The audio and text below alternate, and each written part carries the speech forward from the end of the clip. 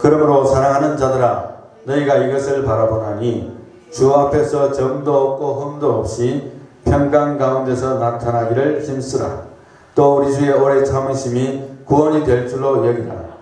우리가 사랑하는 형제 바울도 그 받은 지혜대로 너희에게 이같이 썼고 또 그 모든 편지에도 이런 일에 관하여 말하였으되 그 중에 알기 어려운 것이 들어있으니 무식한 자들과 굳세지 못한 자들이 다른 성경과 같이 그것도 억지로 풀다가 스스로 멸망에 이르느니라. 그러므로 사랑하는 자들아 너희가 이것을 미리 알았은즉 무법한 자들의 미혹에 이끌려 너희가 구생돼서 떨어질까 삼가라.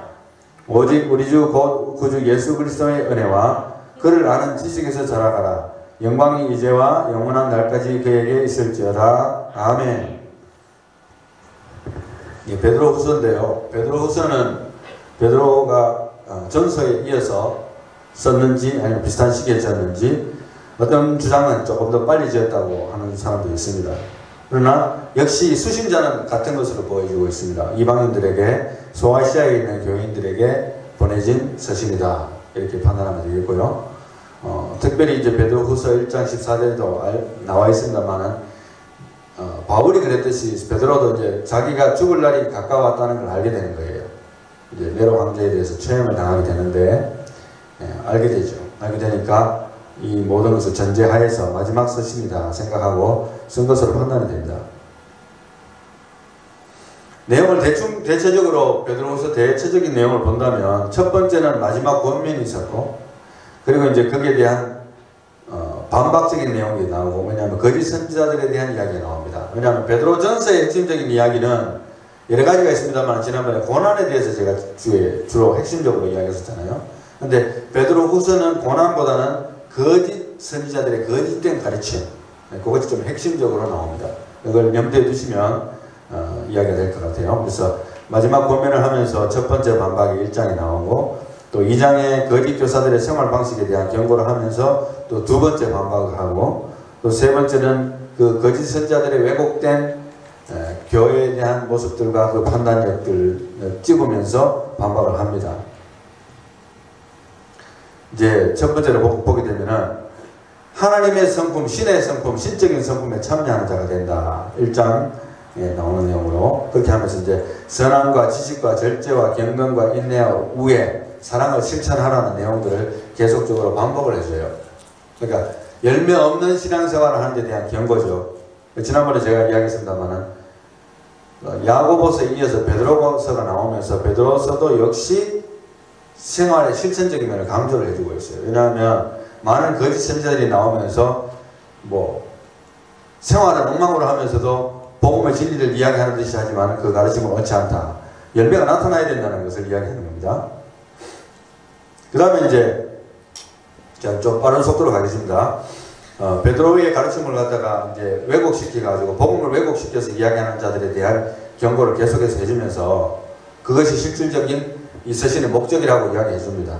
왜냐하면은 오늘날도 마찬가지고 그때 당시로도 거짓 선지자들이 나타나가지고 복음을 왜곡시키고 행동은 그렇게 중요하지 않다 이런 식으로 예수를 믿으면 구원받는다. 어떤 면에서는 이거는 오늘날도 역시 반복되는 이야기거든요. 사실은 반복되는 이야기인데 우리 자칫 잘못하면 그런 생각에 빠질 수가 있어요. 그런 데 대한 경고입니다. 첫 번째 반박에 보면은 예수님이 이제 세상의 왕으로서 높임 받으시는 것을 베드로가 보았다는 것을 이야기를 해주면서 성경을 들면서 예언의 성취를 이야기해줘요. 이중적으로. 왜냐하면 나는 witness, 예수님을 본 사람으로서 이야기하는 거야. 너희들은 아니잖아. 이런 식으로 강조를 합니다. 또 이제 두 번째 반박 내용에 보면 그 사람들이 하는 이야기 중에는 심판이라는 것에 대해서 별로 신경 쓸 거 없다는 식으로 이야기하는 거예요. 거짓 선지자들이 심판이라는 것, 최후의 심판이라는 건 존재하지 않는다는 말을 했던 것으로 여겨지는데 거기에 대해서도 베드로는 세 가지 내용을 들면서 그들의 반박을 해주고 있어요. 그 중에서 이제 하나가 반역한 천사들, 그리고 홍수, 노아의 홍수, 소돔과 고모라 이야기가 쭉 나오는데요. 특별히 제가 이제 오늘 말씀과 본문 말씀과 연관 지으면서 결론을 내리기 위해서 이 하나님의 천사들의 범죄에 대한 게 나오거든요. 근데 있습니다. 그래서 천사들의 타락에 대해서 이렇게 구덩이에 가두어서 심판기까지 지키게 하셨고, 마지막 심판이 있고 나서도 여전히 그 구덩이에서 불못에 던져지게 되겠죠. 그렇게 우리가 이해를 하면 되겠어요. 자, 그렇게 하면서 이제 베드로후서 2장 5절에는 옛 세상을 용서하지 아니하시고 오직 의를 전파하는 노아와 그 7 식구를 보존하시고 and did not spare the ancient world. 왜냐하면 노아와 그 시대 사람들과의 차이는 뭐냐면, 노아는 하나님을 섬기고 하나님이 원하시는 것은 separation, 거룩함이에요. 구별됨이에요. 그렇게 살려고 노력하면서 하나님을 바라봤던 사람이에요. 그러나 그 시대 사람들은 이 하나님을 이렇게 안 바라보고 땅을 바라보는겁니다. 자기 눈에 보기에 좋은 대로 아내를 삼고 그 풍습이 다 되니까 잘 먹고 잘 사는 것 위주뿐만 아니라 사람들이 악해지는 거예요. 욕심에 끌리니까. 어떤 뭐 룰도 없고 법도 없는 거예요. 이렇게 되니까 하나님께서 이제 작심을 하시고 홍수로 다 쓸어버리겠다 이렇게 작정을 하신 겁니다. 여기서 보면 옛 세상을 용서하지 아니하시고, 바이든 대통령이 이번에 그 ISIS K의 어택에 대해서 뭐 역공고를 하기 전에 발표하듯이 We will not forget, we will not forgive. 우리는 용서하지 않겠고 잊지 않을 것이다. 그리고 we will hunt you down. 끝까지 사냥을 해가지고 너희들 끝까지 추적해서 죽일 것이다. 이렇게 이야기했듯이 뭐 ISIS K 리더 2명 죽였잖아요. 근데 오늘 아침 뉴스에 보니까 또 그 카불 공항 근처에 민가에 로켓포가 떨어졌다는데 누가 했는지 모르겠어요. 상당히 힘든 상황이 있습니다. 계속적으로 기도를 해야 될 줄 압니다. 그러나 여기서도 하나님께서 He is not forgiving. 하나님이 영원히 용서하시는 하나님은 아니에요. 그래서 하나님께서 기회를 주시고 참고 또 참다가 하나님의 인내를 테스트하는 인간들에 대해서는 결국에는 그것이 하나님 폭발해버려요. 그러니까 구약에 보면 하나님께서 내가 저들을 가만두지 않겠다 이런 표현을 많이 하잖아요. 하나님의 백성들에 대해서도, 하나님의 백성이 아닌 백성들에 대해서는 그냥 가만 놔둬도 죽을 거니까 간섭 안 한다시피 하셨다 하지라도 하나님이 택한 백성에 대해서도 하나님께서는 내가 너희들을 가만두지 않겠다 이런 표현들을 많이 하셨어요. 이스라엘 백성들에 대해서. 그걸 보면 하나님이 He is not forgiving, 그죠? 반역을 하고 계속적으로 하나님에 대해서 죄를 지으면서도 회개하지 않는 그것이 어느 정도 시점이 되게 되면 이제는 하나님도 가차없이 처벌하는 거예요. 그런 모습들을 보여줍니다. 왜냐하면 하나님은 인격적이신 분이기 때문에 하나님의 인내를 테스트하면 안 돼요. 굉장히 중요한 것 같아요. 자, 그리고 이제 그 구절을 나오면서 다음 부에 보면은 롯의 이야기가 나옵니다. 베드로후서 2장에 롯의 이야기 나오면서 7절 말씀에 무법한 자들의 음란한 행실로 말미암아 고통당하는 의로운 롯을 건지셨으니, 이제 그 사람들이 얼마나 악했는가 하면 동성연애가 성행을 했었고 또 그 외에도 여러 가지 불법들이가 포악한 일들이 많이 벌어졌던 걸로 성경적인 내용들이 나오고 있어요. 그래서 뭐 옛날에 뭐 지금만 동성연애가 있는 것이 아니고 그때로 굉장히 특별히 무법천지니까 뭐 거의 사람들을 강간하다시피.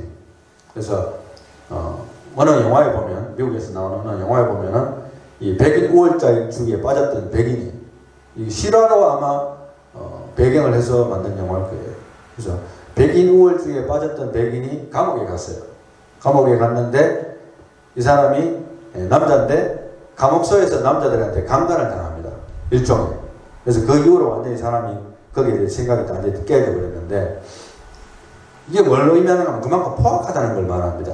포악하고 자기 정욕대로 행동하고 하나님이 주신 성적인 기준은 남자가 여자를 사랑하고 여자가 남자를 사랑하는, 일단 최소한 그게 기본인데 이거 완전 깨버린 데다가 포악하기까지 하니 이제 말세가 돼가는 거예요. 이제 그런 모습들입니다. 이제 8절 말씀 보면 이는 이 의인이, 이거는 이제 베드로가 성경적인 해석을 하는 거예요. 베드로가 볼 때 이는 이 의인이 그들 중에 그하여 날마다 저 불법한 행실을 보고 들으므로 그 의로운 심령이 상함이라.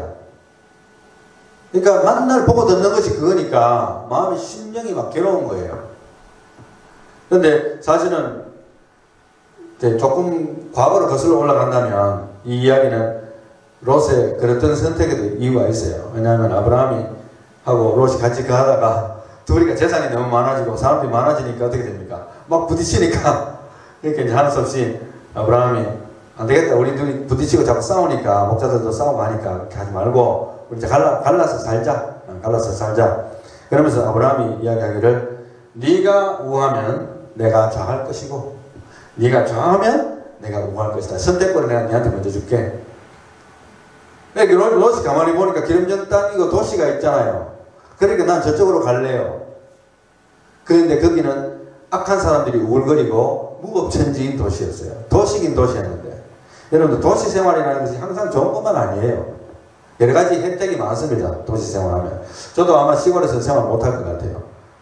어렸을 때부터 지금까지 적어도 중소도시에서 살았거든요. 그게 습관이 되어 있기 때문에 시골에서 살기는 굉장히 불편할 것 같아요. 그렇지만 안 좋은 점도 많습니다.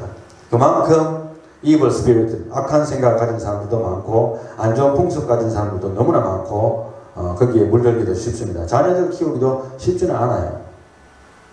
미국만 하더라도 그래요. 미국만 하더라도 자녀 키우기가 정말 만만치 않습니다. 자, 그런 이제 내용들을 보면서 롯의 어리석은 선택, 왜냐하면 자기로서는 옳다고 생각했지만 결국에 그 선택이 자기의 삶을 그렇게 이끌었던 걸 볼 수가 있고, 그렇지만 그 마음에 의인이 고통당했다고 되어 있고, 그랬기 때문에 아브라함을 생각하사, 그렇지만 아브라함만 생각해서 하나님이 구한 게 아니고 롯의 그 의로운 심령을 하나님이 보셨기 때문에 그를 구출해내셨잖아요. 그 성에서 천사를 보내서, 그것도 천사를 사람 모습으로 보내갖고 보냈잖아요. 성경이 다 나오잖아요. 다 생략합니다. 그러나 이제 오다가 뒤를 돌아보지 말라는 천사의 경고를 무시하고 롯의 아내는 뒤를 돌아봤어요. 이렇게 아쉬웠겠죠. 도시 생활이 얼마나 아쉬웠겠습니까, 여러분? 여러분 지금 현재 아프가니스탄에서 예를 들어서 잘 살던 사람이, 못 살던 사람 제외하고 아주 잘 살던 사람이 그걸 모든 것을 버리고 미국이나 어디 다른 데로 망명해야만 되는 상황이 되어서 떠난다고 생각해 보세요. 뒤를 한 번쯤 이렇게 돌아보지 않겠습니까? 사람이라면. 저는 돌아볼 것 같아요. 사람이라면. 그럼에도 불구하고 하나님께서는 거기에 대한 샘플로서 롯의 아내가 즉각적으로 몸이 굳으면서 소금 기둥이 되어버렸잖아요. 여러분들 이서 우화에 나오는 우화로 생각하지 마시기 바랍니다. 이게 실제예요. 실제. 오늘날도 얼마든지 일어날 수 있는 일이에요. 하나님이 그렇게 잘 안 하셔서 그렇지. 하나님이 그렇게 하시는 분이라는 거. 하나님이 만약에 다니엘 목사를 샘플로 다 삼고 잔다면 내가 하나님 앞에 바로 안 서는데 운전해서 가는데 내가 소금 기둥이 될지 어떻게 알아요? 아니면 차가 박살이 나서 나는 어디로 갔는지 몸이 분해될지 어떻게 알아요? 수어사이드 밤이 일어나면요, 요번에 그 택 중에서 두 군데 동시에 수어사이드 밤인데, 수어사이드 밤이라는 것은 자살폭탄이잖아요. 일종의 가미가제입니다. 가미가제. 그 사람들은 물불 안 가려요. 거기에 한번 딱 머리가 세뇌된 사람들은, 극단주의자들은. 그래서 물불을 안 가리고 자기 목숨을 날리면서 몸이 산산조각 나잖아요. 몸이 없는 거지 뭐. 그러니까 아무 고통도 없어요. 사실은 너무 빨리 박살나니까. 그렇게 될 수 있는 가능성은 누구에게나 있다는 것을 이야기하는 거예요. 하나님 사랑하시기 때문에, 영혼을 구원하시기 위해서 우리가 계속적으로 하나님을 테스트하고 하나님 앞에서 범죄하면서도 회개하지 않고 우리가 그릇된 길로 갈 때에는 언제든지 심판이 올 수 있어요. 실질적인 물리적인 심판이 올 수 있어요. 이게 성경이에요. 그래서 이 목회자들이, 저 같은 목회자들이 조심해야 될 것이 뭐냐면, 구원의 진리가 여기 있고 그 다음에 하나님의 심판이 있습니다. 하나님의 심판은 궁극적으로는 이 땅의 심판이 있고 지옥불이 있잖아요. 예수 믿는 사람들은 지옥불은 안 가잖아요. 엄격하게 말하면 무슨 짓을 해도 사실 안 가요. 왜냐면 예수를 믿으니까. 그죠? 그렇지만은 하나님은 심판을 그에 대해서 계속적으로 범죄할 때 그에 대한 심판의 방법은 굉장히 많아요. 아직 살아있으니까. 물질적인, 그러고 몸을 치신다든지, 환경이 나빠지게 한다든지, 그리고 우리가 자녀를 갖고 있으면 자녀에게 안 좋은 일이 생길 수도 있고, 우리 가정에 힘든 일이 생길 수도 있게 하실 수가 있어요. 하나님이 하신다면. 잘 안 하셔서 그렇지, 하신다면 언제든지 하실 수가 있습니다. 그게 성경이에요. 그러니까 이 두 가지 사이에서 목회자가 너무 한쪽으로 가도 안 되고 또 너무 이쪽으로 가도 안 되는 거예요. 그래서 항상 이 두 가지를 번갈아 가면서 중심을 잡아줘야만 올바른 설교가 나올 수 있어요. 왜냐하면은 목회자도 시험에 떨어질 때가 있는데 그러면 나는 이쪽으로 너무 많이 가버리는 설교를 한다든지 또 자기 자신이 생각할 때 너무 신앙이 올라가고 너무 뜨거운 상태에 있을 때는 이쪽으로 너무 많이 치우쳐서 이쪽을 무시한다든지 이 중간이 필요한 거예요. 우리가 교만하지 않기 위해서. 자, 그쯤 하고 이제 천사의 반란에 대해서 이야기했는데 그럼 그 지옥불에 떨어지지 않은 그 천사들은 공중권세 잡은 자는 누군가 한번 생각하고 넘어가도록 하겠습니다. 이사야 14장 12절에서 15절로 추정되는데요. 천지 창조가 일어나기 전이나 아니면 그 시점쯤이라고 생각되는데요. 왜냐하면 아담과 하와를 시험한 것이 누굽니까? 마귀잖아요. 네. 거기에 넘어간 것도 아담과 하와지만 시험하는 자가 있었기 때문에 또 넘어가게. 그게 시스템이 그렇게 되어 있어요. 하나님 직접 시험하지 아니하시고 그래서 이제 12절 말씀에 너 아침의 아들 계명성이여 어찌 그리 하늘에서 떨어졌으며 너 열국을 엎은 자여 어찌 그리 땅에서 찍혔는고 내가 내 마음에 이르기를 내가 하늘에 올라 하나님의 무별 위에 내 자리를 높이리라 내가 북극 지폐의 산 위에 앉으리라 가장 높은 구름에 올라가 지극히 높은 이와 같아지리라 하는도다. 그러나 이제 내가 수골 곧 구덩이 맨 밑에 떨어짐을 당하리로다. 이게 예언적인 거잖아요. 천사가 이제 좀 쉽게 사람적인 표현을 해볼게요. 천사가 어느 날 자기 자신을 거울로 본 거예요. 거울로 보니까 내가 나한테 반해버린 거예요. 내가 너무너무 아름답고 잘생겼어. 거기다가 나에게 주어진 능력은 너무너무 어마어마한 거예요. 물론 하나님이 내한테 주신 능력 하에서 벌어지는 일이지만 내 손끝 하나만 되면 뭐든지 되는 거예요. 내가 나한테 놀라버린 거예요. 그러니까 자기가 하나님을 좀 착각하는 거예요. 내가 가장 높은 구름에 올라가서 지극히 높은 이와 같아지겠다라는 생각을 하는 순간에 하나님이 착 쳐버렸어요. 너 이제 안 되겠다. 이제 갈 곳이 없는 거예요. 공중권세 잡은 자가 됩니다. 맞으면 그런 식으로 스토리를 어느 정도 추정을 합니다. 뭡니까? 교만이 들어오니까 어쩔 수 없는 거예요. 지정의를 가진 존재는 이 교만이 컨트롤이 안 돼요. 그러니까 하나님께서 지옥에 대한 심판을 허락하신 거예요. 저는 그렇게 믿습니다. 아주 성경적이죠. 자, 그렇게 해서 이제 오늘 본문을 빨리 하기 위해서 이제 이야기 좀 길었습니다만은 그 다음에 이제 2장 12절에서 22절은 거짓 교사들의 부패한 생활 방식 나 자유 얻었네 너 자유 얻었네 우리 자유 얻었네는 예수 안에서지만 내가 마음대로 한다는 것이 아닙니다. 그죠? 그걸 이제 계속해서 이야기하고 그 다음에 3장 5절에서 9절에는 하나님의 말씀 때문에 이 우주가 다 지어졌으며 하나님께서 인내하시기 때문에 우리가 살아있다. 그리고 이제 마지막에 불심판이 일어날 것이고 이 모든 지구들은 다 소멸되고 하나님이 심판하실 것이다. 이런 내용들이 3장에 쭉 나옵니다. 주의 날에 대해서 나오고 이제 베드로가 오늘 본문 말씀을 통해서 결론을 내립니다. 그래서 오늘 본문 말씀을 간단하게 분리하면 세 가지로 이야기할 수 있어요. 첫째는 힘쓰라, 둘째는 삼가라, 셋째는 자라가라. 물론 이제 베드로가 했는 이야기를 다 그냥 한마디로 이야기하기 힘듭니다만 좀 생각하기 편하기 위해서 제가 그냥 그렇게 세 가지 만들어 봤어요. 힘쓰라, 삼가라, 자라가라.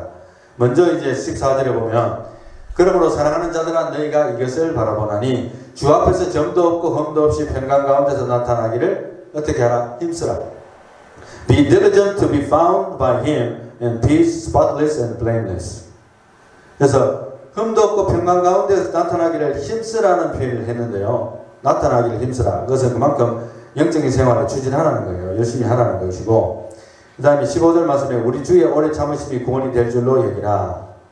Regard the patience of our Lord as salvation.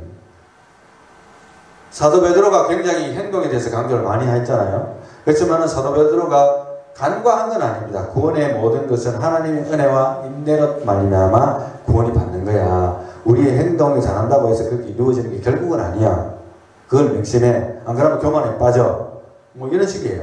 자, 그 다음에 16절 또 그 모든 편지에도 이런 일에 관하여 말하였으되 그 중에 알기 어려운 것이 들어있으니 무식한 자들과 굳세지 못한 자들이 다른 성경과 같이 그것도 억지로 풀다가 스스로 멸망에 이르느니라. 아멘.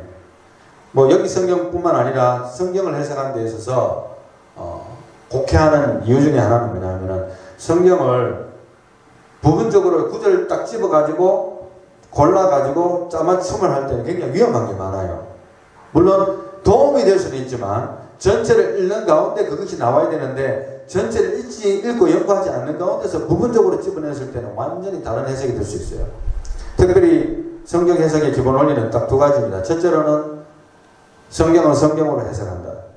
두 번째로는 성경을 해석할 때에 그 성경, 예를 들어서 베드로 후서면, 그죠? 베드로 후서면 베드로 후서 자체에서 그 구절을 뒷받침할 수 있는 게 뭔가를 먼저 찾아야 돼요. 다른 성경보다는. 왜냐하면 다른 성경은 표현 방식이라든가 그 백그라운드가 다 달라요. 그렇기 때문에 짜맞춤을 해서 이해하기가 굉장히 어렵습니다. 그러니까 먼저는 첫 번째로는 베드로 후서를 해석할 때는 베드로 후서 자체에 있는 전체 내용에서 이 구절을 어떻게 봐야 되느냐 하는 문맥을 봐야 되고, 첫째로는, 두 번째로는 성경 전체 66권을 보는 거예요. 그 다음에 이제 참고서를 보는 거예요. 그게 세 번째 순서인데 대부분이 그게 아니고 바로 인터넷 가버리고 바로 유튜브 가버리면 완전히 작살나버립니다. 신앙생활 여러분. 굉장히 달콤하게 들리고 은혜가 되는 설교를 할지라도 우리에게 실제로는 단단한 음식이 되지 못하기 때문에 신앙생활이 제대로 성장하지 못하고 항상 흔들려요. 항상 내가 오늘은 구원받는 것 같다가 내일은 내가 지옥 갈 것 같고, 그죠? 항상 오늘은 내가 올라가는 것 같았는데 내일은 완전히 날아가 떨어지고, 이게 너무 자주 반복되니까 이 사람은 열매가 없는 거예요. 그런 걸 우리가 말씀을 통해서 캐치를 해야 될 줄 압니다. 그래서 성경은 성경으로 해석한다. 항상 여러분 명심하시고 성경 말씀을 많이 읽으시기 바랍니다. 자, 17절 말씀. 그러므로 사랑하는 자들아 너희가 이것을 미리 알았은즉, 뭡니까? 베드로가 지금까지 경고해가지고 거짓 선지자들이 나와가지고 이 모든 걸 해서도 결국에는 하나님의 심판이 기다리고 있다는 것을 너희가 알았은즉, 이런 뜻이거든요. 모든 것을 다 받지 않니? 이런 표현입니다. 그래서인즉 무법한 자들의 미혹에 이끌려 너희가 굳센 데서 떨어질까 삼가라. 조금 전에 이제 삼가라 했는데 조심하라는 겁니다. 우리 신앙생활은 사실 어떻게 보면 제가 이렇게 걷잖아요. 살얼음판을 걷는 것 같아요. 어떻게 보면 예수님의 피로 구원을 받는다는 그 확실한 구원이 있음에도 불구하고 질그릇 같은 우리 인생 때문에 조심해야 되는 거예요. 어쩔 수 없는 거예요. 지정의를 가진 존재요. 아담과 하와 이후에 원죄, 그러니까 원죄성을 받은 인간 이상은 어쩔 수 없는 거예요. 자, 그럼 조심해야 되고, 18절. 오직 우리 주 구주 예수 그리스도의 은혜와 그를 아는 지식에서 자라가라. 이제 자라가라 나왔죠. 영광이 이제와 영원한 날까지 그에게 있을지어다. 굉장히 중요한 신앙생활의 원리도 자라가는 거예요. 오늘도 똑같고 내일도 똑같고 가정이든 교회든 개인이든 자기 신앙생활의 삶이 항상 제자리라면 그거는 뭔가 그 핵심적인 문제가 잘못된 거예요. 굉장히 문제가 심각한 겁니다. 네, 그런 이야기를 하고 있습니다. 그래서 은혜와 그를 아는 지식에서 어떻게 하라고요? 자라가라. 그러니까 힘쓰라, 삼가라, 자라가라. 오늘 설교 제목이 무엇입니까? 설교 제목은 주 앞에서 나타나기를 힘쓰라. Be diligent to be found by Him. 그죠? 딴 데가 아니고 내가 눈을 떴는데, 죽어서 눈을 딱 떴는데 내 영혼이 하나님을 공개하고 마귀가 나를 기다리고 있다. 이게 어떻게 얼마나 무섭겠어요? 그 인생 실패잖아요. 아무리 잘 살고 뭐 여기서 훌륭하게 살았는데 무슨 소용이세요? 내가 눈을 딱 떴는데 마귀가 나를 딱 기다리고 데려가려고 하네, 지옥에. 그죠? 예수님 믿는 사람한테는 절대로 그런 일이 생기지를 않습니다. 근데 이제 우리가 이 구절을 통해서 잠시 이제 결론을 내리기 전에 베드로의 일생을 생각해 볼까 합니다. 베드로의 일생을 생각하자면 주님을 만났고 주님의 부르심을 해서, 그리고 예수님의 제자 중에서 삼총사에 속합니다. 그죠? 그리고 수석 제자로서의 자리매김을 해가면서 열심히 했어요. 그러나 결국에는 예수님이 십자가에 달리기 직전에 예수님을 3번 부인했습니다. 베드로가 3번. 그리고 거기서 끝나서 이제 낙심해서 주님에 대해서 잊어버리고 나 혼자 살다 관련다고 생각을 했었을 뻔한 그 베드로에게 예수님이 다시 오셔서 요한의 아들 시몬아, 내가 다른 사람들보다 나를 더 사랑하느냐 하고 주님이 물으셨네. 이렇게 예수님께서 3번을 베드로에게 네가 나를 사랑하느냐, 그러면서 내가 주를 사랑하신지 주께서 아시지 않습니까? 3번 대답하니까 뭐라고 했습니까? 내 양을 먹이라. 내가 너에게 사명 준다. 넌 아직 끝나지 않았어. 그것은 내가 너를 용서하노라를 이미 뛰어넘은 거예요. 여러분, 하나님께서 사명을 남겨뒀다고 해도 버림받은 자가 있을 수는 있어요. 발람처럼. 그러나 이런 케이스에는 내가 너를 용서할 뿐만 아니라 내가 너에게 사명을 준다. 내 양을 먹일 자격이 너에게 있어. 이제 충분히 있어. 예수님을 3번이나 부인했었지만 나는 너에게, 나를 3번 부인했었지만 나는 너에게 사명을 주노라. 내 양을 먹이라. 이렇게 이야기했고, 결국에는 베드로는 네로 황제에 의해서 십자가에 거꾸로 달려서 순교한 것으로 알려집니다. 그리고 오늘 본문 말씀을 하기 전에도 나왔습니다만은 이 베드로 사도는 자기가 언급도 했습니다만은 여러분들 사도라고 할 때는, 그죠? 사도라고 할 때는 특징이 있어요. 그것은 뭐냐 하면은 첫 번째로는 목격자로서 증거자인 특징이 있어요.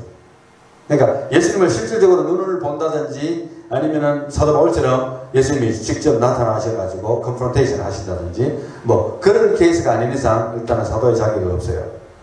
일단 그게 넘버 1. 그 다음에 두 번째로는 복음 전파자일 뿐만 아니라 교회의 리더로서 세우심을 받은 자가 사도입니다. 이 두 가지가 다 있어야만 사도라고 부를 수가 있어요.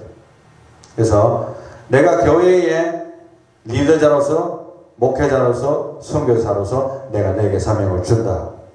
이게 사도 베드로가 받은 권한입니다.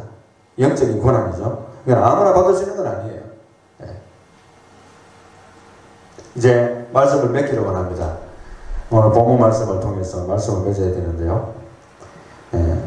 주 앞에서 나타나기를 힘쓰라. Be diligent to be found by him. 제가 그렇게 이야기했습니다만 주 앞에서 전도 없고 흠도 없고 평강 가운데 나타나기를 힘쓰라 했어요. 그냥 나타나기를 힘쓰라는 게 아니고, 그죠? 우리가 부끄러운 가운데 나타날 수 있다는 것을 제가 전제하기 위해서 그 앞에 걸 제가 빼버렸어요. 네. 예수를 믿어도 우리가 하나님 만났을 때, 지금 예를 들어서 내가 딱 죽었다, 눈을 딱 떴는데 하나님 만났을 때, 아, 하나님 좀 더 있다 오시죠. 이런 마음이 든다면 우리가 상당히 지금 현재 신앙생활 잘 못하고 있는 거예요. 죄송합니다. 그런 생각이 만약 여러분들 생각이 든다면, 아직 내가 할 일 많은데 주님, 내가 주님을 위해서 더 하려고 생각을 하고 있었는데 못하고 있었는데 지금 하지 왜요? 지금 오늘 가다가 주님 부르시면 갈 수 있는데 왜 자꾸 미뤄요? 하나님의 일을. 하나님 기뻐하시는 것을 내가 한 번이라도 더 순종할 수 있는데, 내가 죄를 처음 짓더라도 한 번이라도 더 순종할 수 있을 텐데 지금까지가 아니고. 그래서 요즘 보통 연애하는 사람들이라든가 젊은 세대들 간에 이런 말 많이 하잖아요. 오늘부터 1일이야. 오늘부터 1일이야. 네? 여러분, 신앙생활은요 항상 오늘부터 1일입니다. 만약에 여기 앉으신 분들이 지금 내가 30년을 신앙생활했는데 무슨 목사님 그런 말 하십니까? 이렇게 하실 줄 몰라도요, 결국에는 신앙생활은 오늘부터 1일이에요. 왜? 어제까지인데, 어제까지 보면 만족이 안 돼요. 내 같은 경우에는 어제까지는 아닌 것 같아요. 그래서 오늘부터 1일. 여러분, 그런 생각 가지면 지금 이 순간부터 다시 회복이 돼요. 왜냐면은 70번씩 7번이라도 형제들을 용서하라고 지금 주기도문에서 지난번에 이야기했는데 70번씩 7번이라도 너희가 형제에게 용서를 해주라고 했는 그 전제는 뭐냐 하면 하나님도 우리를 70번씩 7번 이상이라도 항상 용서하고 계셨던 거예요. 우리가 회개할 때. 근데 우리가 회개 안 하면 하나님께서 징벌을 대비하고 계십니다. 얼마나 극과 극이에요. 그래서 오늘부터 1일이라는 차는 내가 회개하고 새 마음을 가지고 주님 앞에 돌이킬 때 오늘부터 1일이에요. 천국 가는 것과 상관없는 이야기를 하는 겁니다. 저는 리프레시먼트가 항상 우리가 영혼이 항상 새로우려면 회개가 되어지고 용납이 되어져야 되잖아요. 여러분 자녀 키우는데 자녀가 뭐 잘못했어요. 그것이 큰 잘못이든지 작은 잘못이든지 상관없어요. 어제 잘못했는데 오늘 아침에도 일어나면 엄마가 너 어제 그랬잖아. 밥 먹지 마. 그 다음에 이제 저녁이 됐어요. 저녁이 됐는데도 너 어제 그렇게 잘못했는데 정신 못 차리네. 또 먹지 마. 그럼 애가 굶어야 되잖아요. 죽잖아요. 그러면 하나님 우리한테 절대 그렇게 하시는 건 아닙니다. 우리가 회개할 때. 그리고 또 우리 입술로 반드시 고백을 못한다 하더라도 우리가 하나님 앞에 죄송한 마음을 갖고 있다는 게 굉장히 중요한 것 같아요. 왜냐하면 우리의 양심이 하나님 앞에 비춰지는데 하나님께서 그것을 모르실 리는 없잖아요. 그러나 단지 이제 우리가 회개를 해야 된다는 거. 자, 그래서 결론은 이렇습니다. 결론은 내게도 주소서 내가 복을 받기 원하네. 이 노래가 있는데 내게도 주소서 내가 주님 안에서 나타나기를 원합니다. 그 축복이 점도 없고 흠도 없고 평강 가운데 나타나기를 원합니다. 나한테도 그 축복 주세요. 여러분 나의 힘과 능력과 의지로는 내 신앙 가지고는 숨겨도 못하고 좋은 일을 이뤄낼 수도 없고 선행도 할 수 없지만 그러한 마음을 우리가 회복되어 주실 때는 오늘부터 1일이에요. 얼마나 감사합니까? 하나님은 용서를 또 해주시고 70번씩 7번 용서해 주시면서 너희 죄가 주홍같이 붉을지라도 눈과 같이 희리라는 말씀이 거짓말이 아닌데 점도 없고 흠도 없이 하나님 앞에서 발견되어지기를 내가 원합니다. 내게도 주소서 내가 그런 복을 받기 원합니다. 이런 기도를 여러분들이 드리시면서 뜻이 하늘에서 이룬 것 같이 땅에서도 이루어지이다. 나라의 임하옵소서. 주기도문을 하면서 하나님 앞에 나아가는 저와 여러분들이 다 되시기를 예수님의 이름으로 축복합니다. 기도합니다. 하나님 감사합니다. 사도 베드로가 말세를 이미 2000여 년 전에 벌써 사람들의 타락과 종교적인 부패와 예수를 믿는다고 하는 사람들도 온갖 세상 풍조에 떠밀리면서 자기 합리화에 빠져서 내가 복음이 성행하고 거짓 선지자들이 성행하고 거짓된 가르침이 팽배하면서도 행동과 하나님께서 기뻐하시는 거룩한 삶에 대해서는 내팽개진 삶을 살면서도 그리스도인이라고 자랑하는 자들이 있었던 것을 보게 됩니다. 우리도 혹시 그러한 죄에 빠질까 두렵습니다. 세상이 혼탁하고 코로나 바이러스가 걸리고 예배자가 줄어들고 또 주변에 있는 사람들이 올바르게 살기보다는 자기의 이익을 먼저 챙기고 하나님을 무시하고 하나님을 의지하는 자를 비웃는 시대가 되어가고 있습니다. 예수님을 전가하기 위해서 전도지를 돌리고 돌아다니면은 체포영장을 내려고 하는 그러한 시대들도 생기고 있습니다. 아버지 하나님이여 이 혼탁한 시대 가운데 있지만은 우리가 믿음을 잃지 않고 내게도 하나님 나라에 내가 임하였을 때에 주님 앞에서 하나님 앞에서 점도 없고 흠도 없고 평강 가운데 나타나는 그 존재로 나타나기를 소망하는 그 소망이 오늘부터 1일이 되게 하심도 감사합니다. 항상 우리에게 예수 그리스도를 통한 십자가를 통한 회개와 용서가 있다는 사실을 우리가 기억하고 신앙생활 주님 앞에서 뜨거운 마음으로 할 수 있는 우리 모든 성도들이 될 수 있도록 축복해 주시옵소서. 예수님 이름으로 기도합니다. 아멘.